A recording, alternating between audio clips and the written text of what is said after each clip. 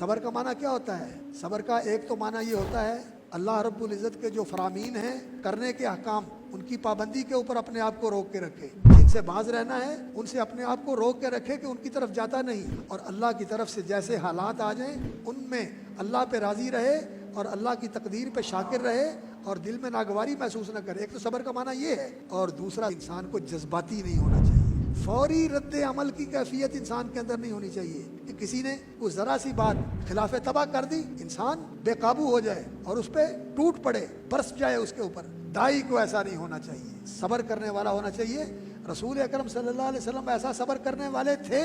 لیکن اس کے باوجود آپ صلی اللہ علیہ وسلم کو جہاں ادعو الی سبیل ربک بالحکمہ والی آیت میں یہ توجیہ اللہ رب العزت نے فرمائی، وہاں آپ کو صبر کی بھی تلقین فرمائی، وَاصْبِرْ وَمَا صَبْرُكَ إِلَّا بِاللَّهِ فَاصْبِرْ كَمَا صَبَرَ أُولُو الْعَزْمِ مِنَ الرُّسُلِ۔ آپ نے جذباتی نہیں ہونا، اور نبی صلی اللہ علیہ وسلم جیسا صبر کس کا ہوگا؟